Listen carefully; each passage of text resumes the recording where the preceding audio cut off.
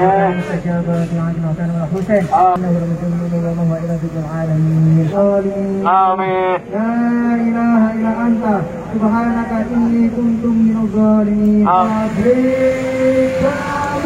semuanya sahabat-sahabat yang mana harga BBM bersubsidi naik dan itu bertanah air. Assalamualaikum warahmatullahi wabarakatuh.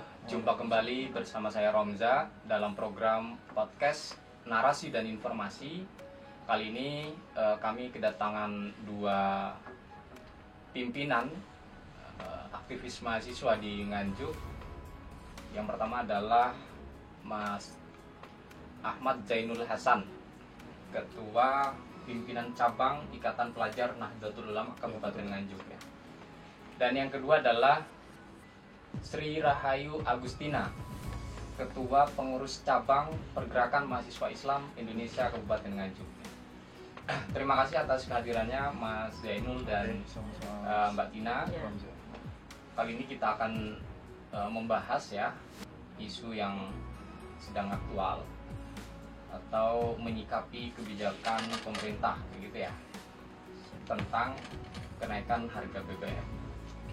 Nah, tradisi di aktivis mahasiswa itu biasanya kan ketika ada kebijakan yang diambil oleh pemerintah, kemudian utamanya yang berkaitan dengan masyarakat ya, biasanya teman-teman aktivis mahasiswa melakukan kajian. Nah, kalau kajian dari PC IPNU Kabupaten Nganjuk gimana? Oke, baik, terima kasih Mas Omza. Jadi saya ingin mempertegas dulu posisi boleh. IPNU ini adalah badan otonom dari organisasi besar yakni Nahdlatul Ulama yang sifatnya hierarki dari pusat sampai dengan tingkat ranting.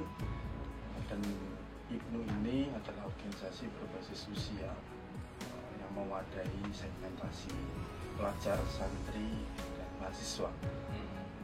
Bidang garap kita rentan usia 13 tahun sampai dengan 24 tahun. 24 tahun. Nah, ini profil organisasi kami.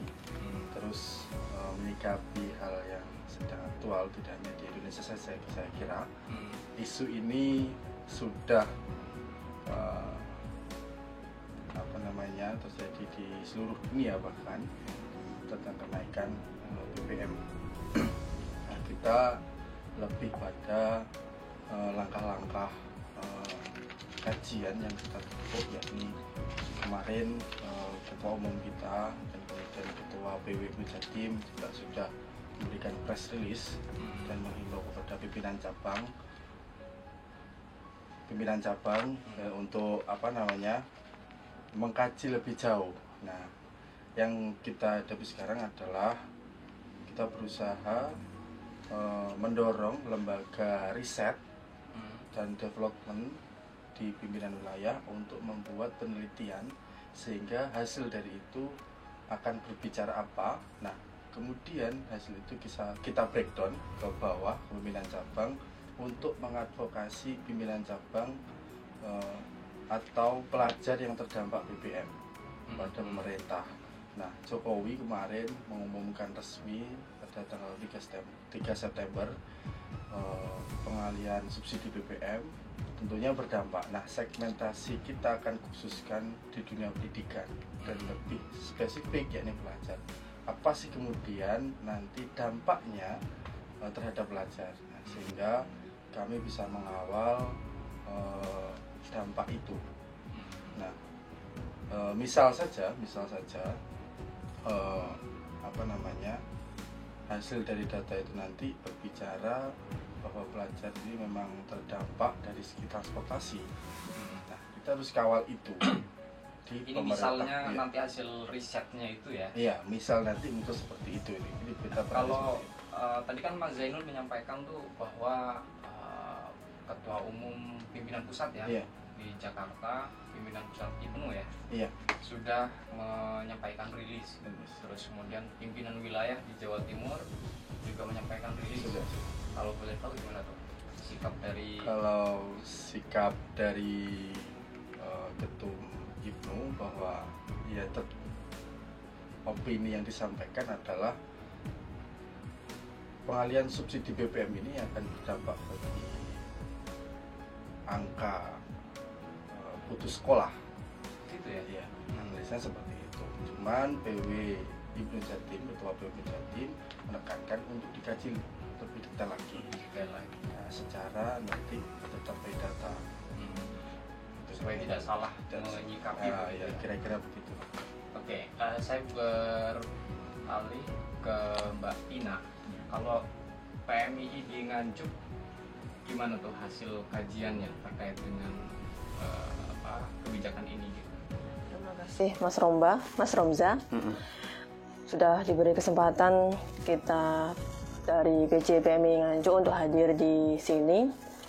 Kebetulan kemarin pun kita juga sudah melakukan kajian dengan beberapa sahabat-sahabat, baik dari tataran rayon sampai komisariat dan cabang.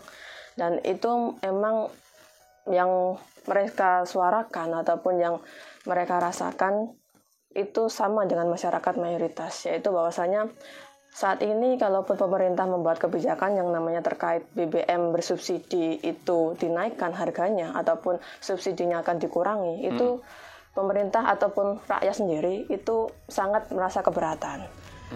Dikarenakan kalau kita bisa melihat masyarakat Nganjuk sendiri kan baru pulih yang namanya dengan COVID-19. Banyak sekali dari masyarakat Nganjuk, banyak sekali dari masyarakat Nganjuk yang kehilangan tulang punggung keluarganya. Otomatis pada saat ini kan juga masih pada tahap pemulihan.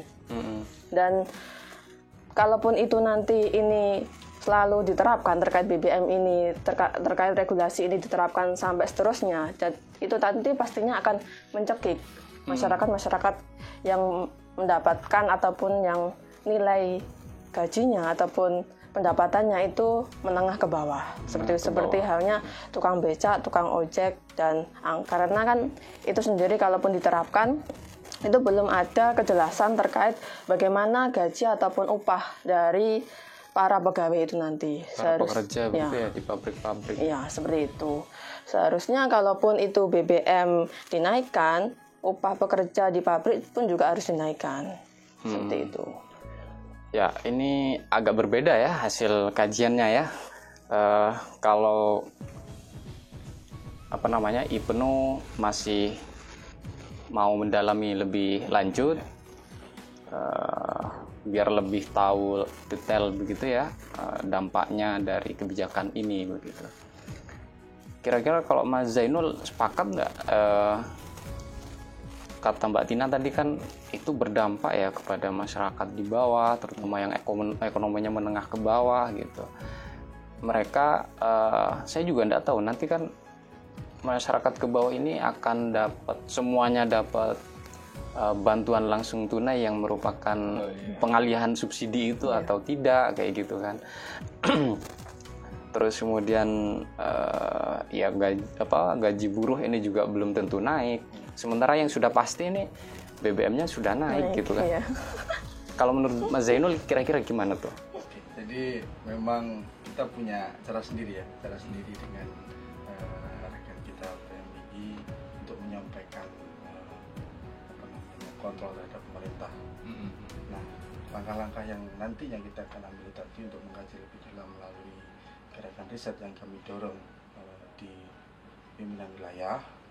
Nah, kemarin kita juga mendengar apa yang disampaikan oleh Bapak Presiden bahwa pemerintah daerah harus ikut andil dalam hal ini. Nah, Pak Presiden melalui penyampaiannya menyampaikan bahwa peran pemerintah daerah bisa menggunakan dana alokasi umum untuk DAU untuk menanggulangi kenaikan menanggulangi pengurangan subsidi BBM. Nah, ini yang akan kita kawal. Ini akan kita kawal jangan sampai kemudian nanti hal ini itu tidak tepat sasaran sehingga apa yang disampaikan rekan kita tadi PMII masyarakat menengah ke bawah tidak tersentuh dengan adanya dampak pengalihan subsidi BBM ini.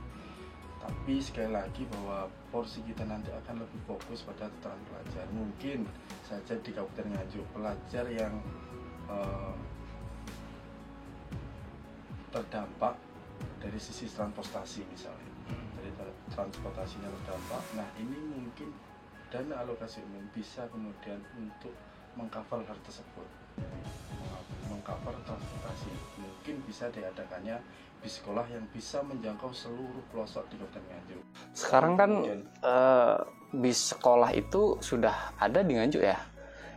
Setahu saya sudah ada. Saya tidak tahu detailnya berapa unit yang dimiliki oleh pemerintah daerah, karena ini diampu oleh Dinas Perhubungan kalau tidak salah ya.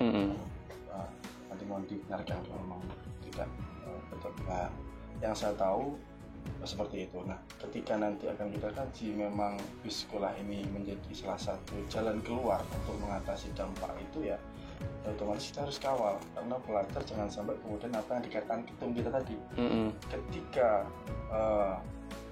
teman-teman pelajar ini atau angka putus sekolah ini naik, otomatis ya nasib Indonesia ke depan akan kita pertanyakan.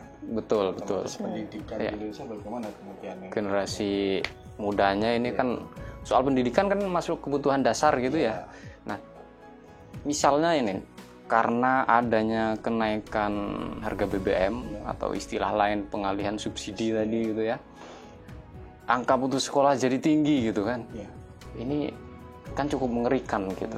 Saya kira mengerikan, apalagi porsi APBD untuk pendidikan itu biasanya jauh lebih banyak daripada bidang-bidang yang lainnya.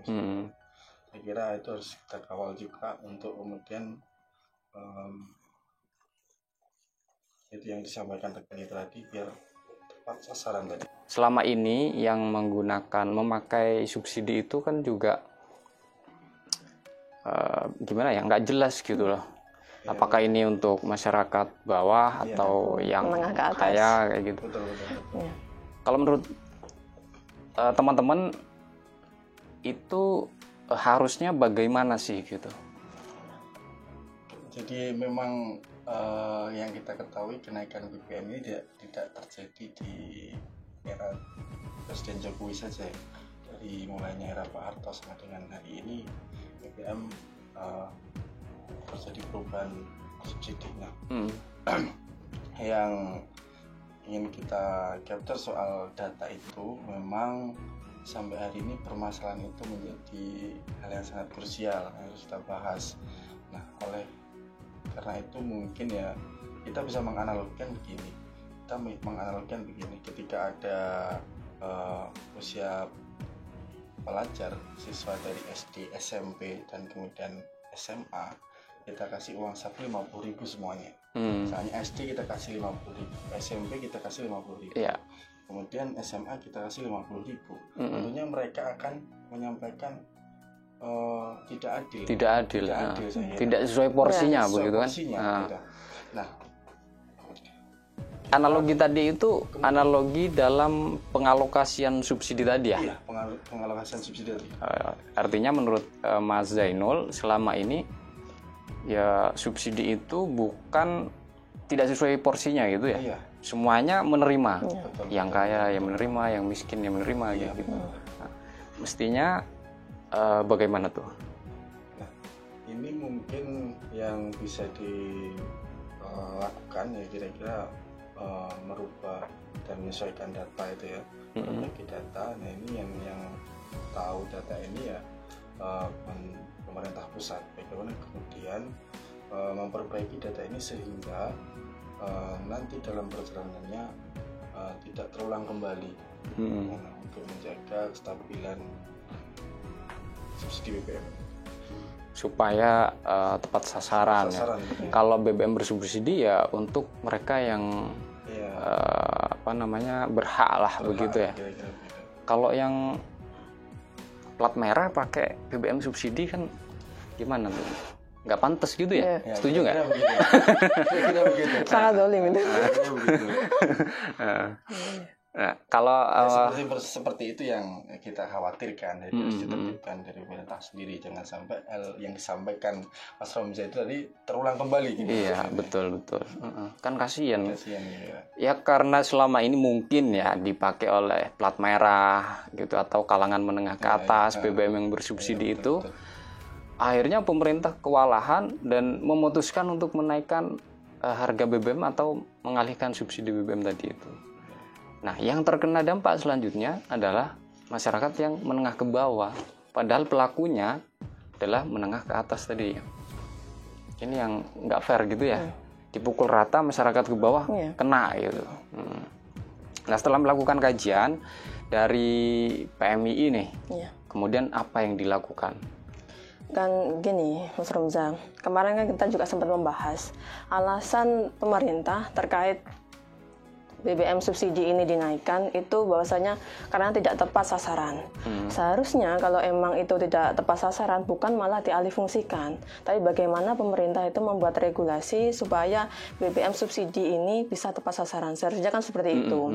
Karena apa? Kalaupun nanti dialihfungsikan ataupun adanya bantuan BLT BBM bersubsidi ataupun BSU, itu nanti pasti akan menimbulkan banyak masalah lagi. Karena kan yang sudah yang namanya bantuan itu banyak yang tidak tepat sasaran dan itu pasti akan menimbulkan polemik lagi. Dan malah kemarin sahabat-sahabat PMI sendiri itu sempat berpikir negatif bahwasanya apakah mungkin ini dibuat ajang politik ataupun dibuat sebagai strategi untuk 2024 nantinya.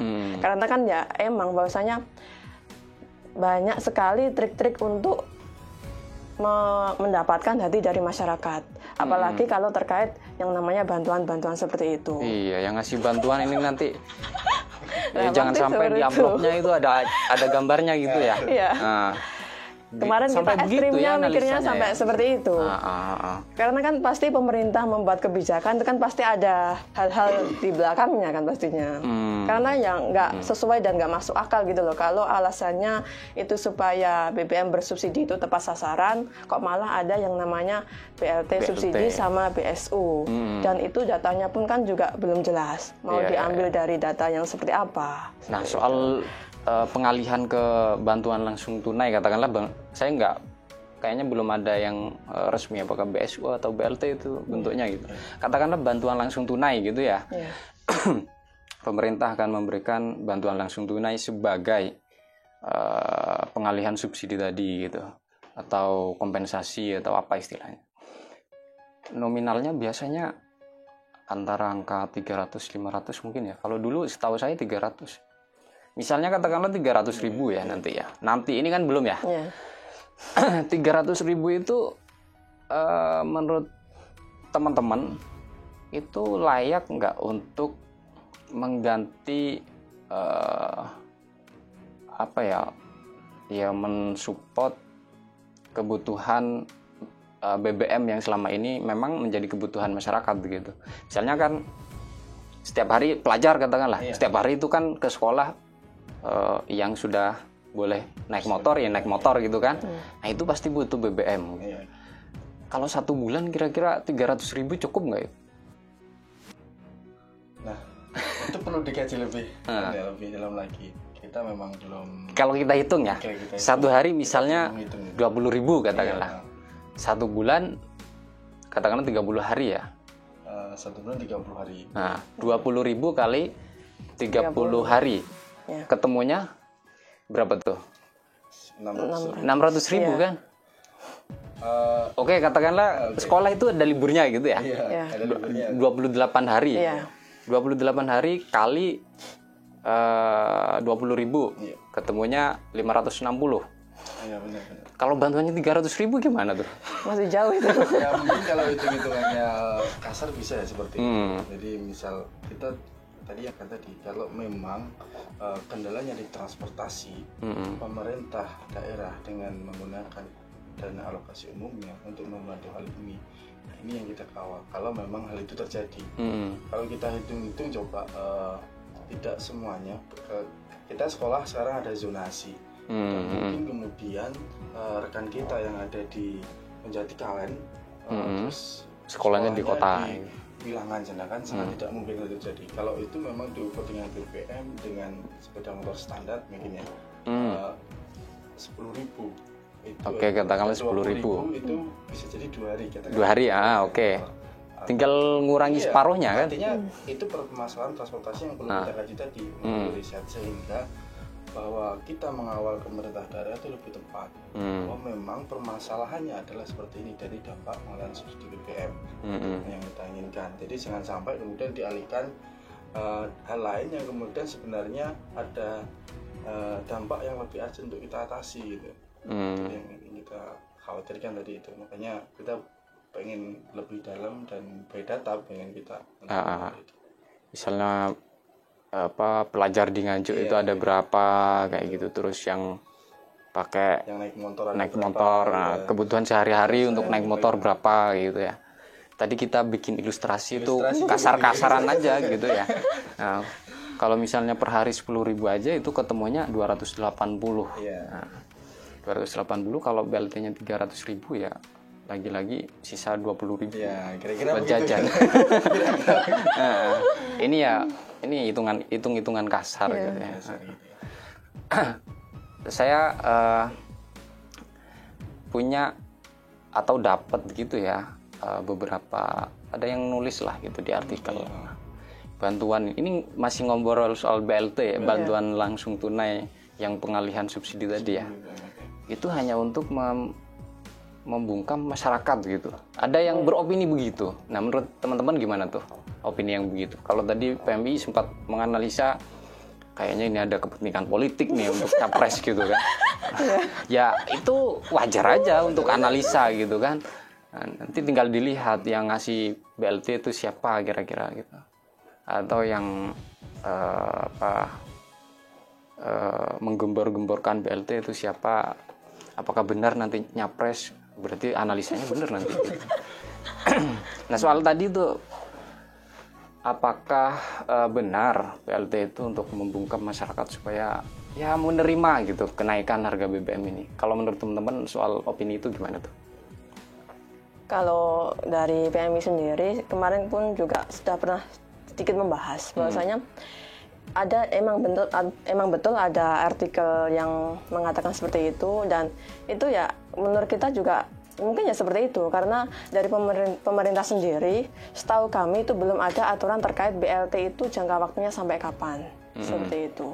Dan saya kira ya itu tadi BLT ataupun BSU itu tadi bukanlah solusi untuk masyarakat saat ini, dan itu kan juga belum jelas bahwasanya yang mendapatkan nanti perorangan ataupun per kakak. Ya. Kalau dihitung per kakak, wah nambah masalah itu. Ya. Tadi kita hitungnya per orang tadi. Iya. Kalau per kakak 4 orang gitu ya, terus 300.000 dapatnya. Aduh, tambah susah. Tambah susah. Belum lagi nanti bahan pokok naik lagi. Iya. Pasti kan berimbas pasti. Iya, kalau analisa dari beberapa ekonom kayak gitu ya, atau pengusaha-pengusaha, kayaknya berdampak pada itu juga gitu. Iya. Jadi kalau menurut Mas Zainul kira-kira gimana tuh soal opini, apakah ini memang benar-benar supaya masyarakat nggak membantah soal kenaikan harga BBM ini gitu, akhirnya dikasih BLT aja. Saya kira itu sudah disampaikan oleh pemerintah pusat ya, terkait untuk bantalan subsidi BBM itu memang tidak ada hal lain selain bahwa ini untuk mengatasi dampak atau pengalihan subsidi BBM ke subsidi BLT. Jadi sehingga opini yang tadi disampaikan saya kira tidak tepat. Artinya bahwa ya pemerintah sendiri juga sudah menyampaikan secara jelas BLT ini dialihkan subsidi BBM dialihkan ke subsidi BLT, bantuan langsung tunai gitu ya. Saya kira begitulah. Ini soal nilai mungkin yang sudah disampaikan kemarin itu ada 100.000 ya, 150.000 itu per kakak selama 4 bulan. Nah, untuk teknisnya juga saya belum tahu. Iya, ini sama-sama berspekulasi kita. Cuman soal dampak itu memang perlu dikaji kayaknya gitu. Lagi-lagi balik yang terdampak itu akhirnya kan ini kan dipukul rata gitu ya, masyarakat ke bawah terkena gitu. Nah, saya balik ke pertanyaan saya yang sebelumnya. Setelah melakukan kajian, nah langkah dari PMII itu apa yang sudah dilakukan? Kan intinya PMII tidak setuju dengan kebijakan ini, menolak dengan kebijakan ini gitu. Nah, yang dilakukan PMI Nganjuk nih apa nih? Nah, ini kemarin setelah kita mengkaji dan kita juga beberapa kali survei di beberapa daerah, ya, emang yang selain adanya BBM ini naik ataupun BBM subsidi ini dikurangi subsidinya, itu beberapa pom bensin itu juga sangat pasti antri. Jadi sangat langka lah kalau bisa dikatakan.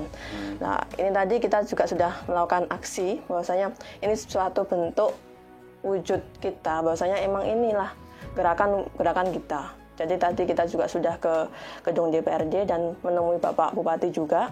Bahwasanya mereka juga menyepakati bahwasanya ada bahwa menolak yang namanya BBM subsidi seperti itu. Dan tadi pun juga ada beberapa poin, ada 3 poin terkait BBM itu. Yaitu yang pertama tadi bahwasanya menolak yang namanya BBM subsidi. Yang pertama menolak terkait naiknya BBM subsidi seperti itu. Yang kedua, menolak pengalihan BBM subsidi ataupun pengalihan pengurangan BBM subsidi itu ke BLT ataupun BSU. Dan yang ketiga, bahwasanya kita dari mahasiswa ataupun masyarakat itu menuntut pemerintah supaya mengawal kebijakan yang namanya BBM subsidi ini supaya tepat sasaran. Jadi harus ada step by step yang harus dilakukan oleh pemerintah lah. Karena ya itu tadi awal mulanya kan bahwasanya itu tidak tepat sasaran. Nah, seharusnya masalah itu dulu yang diselesaikan. Bukan malah menambah kebijakan baru yang itu nanti pastinya akan menimbulkan masalah lagi. Ini kayaknya ya, memang pemerintah juga ruwet begini, mau menyelesaikan masalah tadi itu loh. Soal tidak tepat sasaran BBM subsidi itu. Pernah kan dulu ada My Pertamina itu? Nah, itu kan tujuannya untuk supaya BBM bersubsidi tepat sasaran. Kan? Tapi kok sampai sekarang juga nggak menyelesaikan masalah gitu. Ya kita doakan aja lah pemerintah ya supaya nggak ruwet gitu bikin kebijakan, nemukan solusi gitu ya. Nah, tapi intinya juga ini problem tadi belum selesai gitu. Problem soal subsidi selama ini tidak tepat sasaran. Gitu. Nah, kalau Mas Zainul soal setelah melakukan kajian di IPNU, terus langkah yang dilakukan ini apa selain tadi usul gitu ya ke PW ke PP untuk melakukan riset?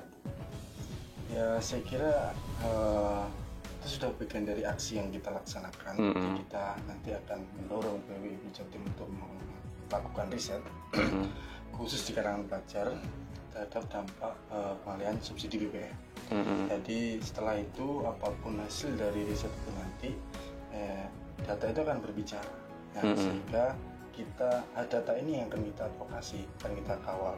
Tentunya dalam koridor ini kita sebagai Banom, sebagai Ikatan Pelajar Nahdlatul Ulama tetap sowan dulu. Kita meminta arahan dari Nahdlatul Ulama sebagai organisasi induk kita, bagaimana kemudian arahan dari beliau yang akan kita laksanakan. Jadi ketika kita soal beliau juga akan menyampaikan data dan kita akan advokasi ke pemerintah juga by data gitu. Itu pengen kita ke situ sehingga ini terwujudnya pengawalan kita terhadap segmentasi pelajar. Oke. PMI setelah disetujui oleh Pak Marhen begitu dan anggota DPRD juga ya menyatakan menolak kenaikan harga BBM begitu ya.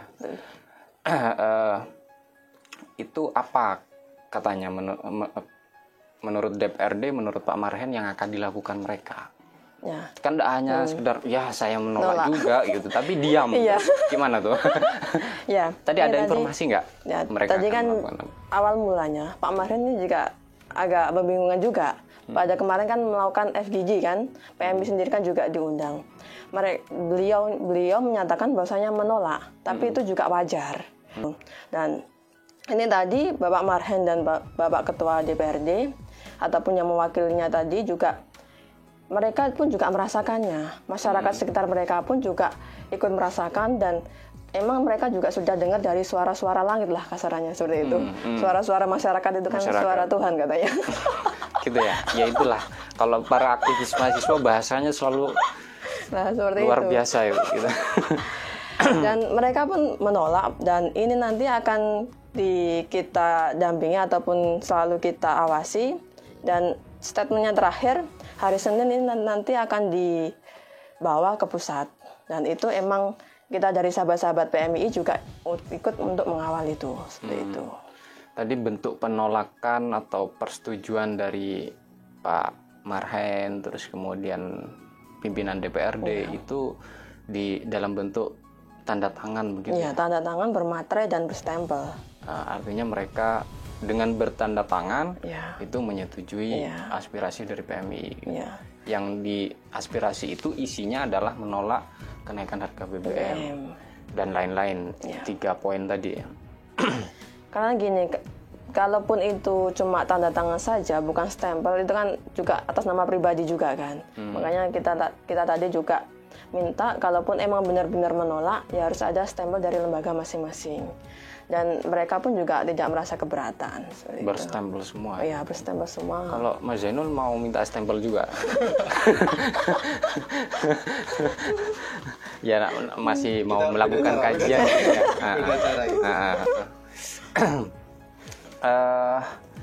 Saya kira perbincangan kita sudah cukup panjang ya, dan banyak hal yang disampaikan oleh teman-teman tadi, para aktivis muda di Kabupaten Nganjuk.